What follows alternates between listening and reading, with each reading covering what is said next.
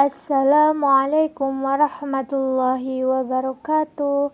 Kami dari kelompok 13 akan mempresentasikan pemikiran filsafat pendidikan Islam beserta tokoh-tokohnya.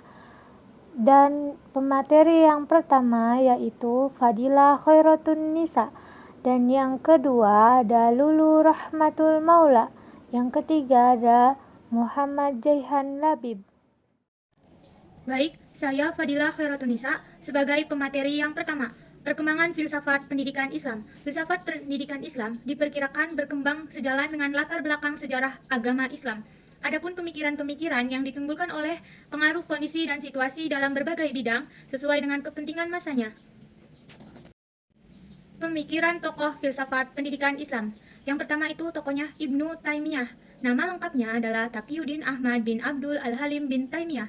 Lahir di kota Haran, wilayah Syria pada hari Senin 10 Rabiul Awal 661 Hijriah, bertepatan dengan 22 Januari 1263 Masehi, dan wafat di Damaskus pada malam Senin 20 Zulqa'dah 728 Hijriah, bertepatan dengan 26 September 1328 Masehi.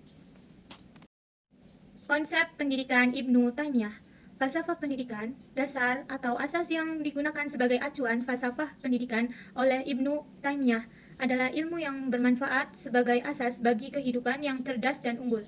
Hal ini dibangun atas dua hal. Yang pertama adalah al-tauhid atau mengesahkan Allah, yang kedua tabiat isnaniyah atau kemanusiaan. Tokoh yang kedua adalah Ibnu Maskawai. Beliau pada tahun 330 sampai 421 Hijriah, atau disebut juga Abu Ali Ibnu Maskawai. Beliau dilahirkan di Rai tahun 330 Hijriah atau 940 Masehi. Karya tulis Ibnu Maskawai seluruhnya berjumlah 18 judul dan kebanyakan berhubungan dengan masak kejiwaan dan akhlak.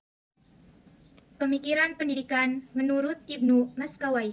Pemikiran pendidikannya adalah termuat dalam bukunya Tahzib al-Akhlaq atau pendidikan akhlak.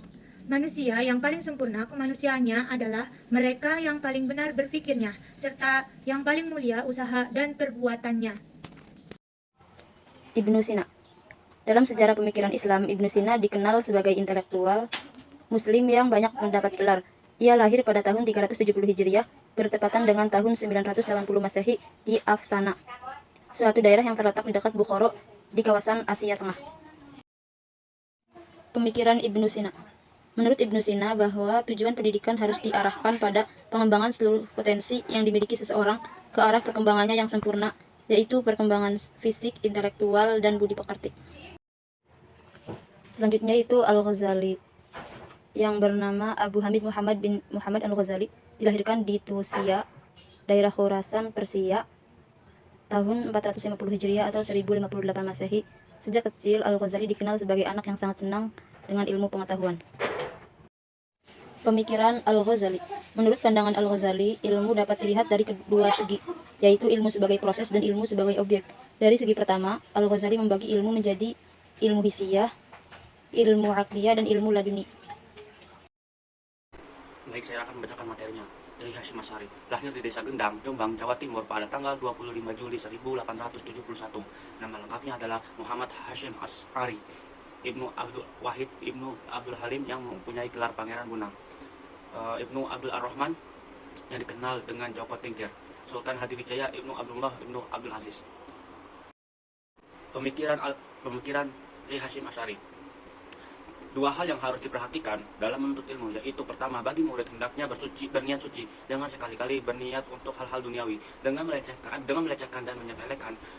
Kedua, bagi guru dalam mengajarkan ilmunya meluruskan niat, tidak mengharapkan materi semata-mata.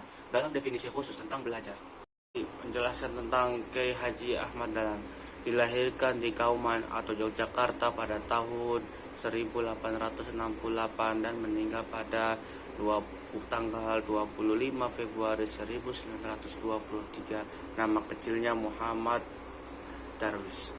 Pemikiran Ahmad Dahlan. Menurut Ahmad Dahlan, pendidikan Islam hendaknya diarahkan untuk membentuk manusia muslim yang berbudi pekerti luhur, alim dalam beragama, luas pandangan, dan paham masalah ilmu keduniaan.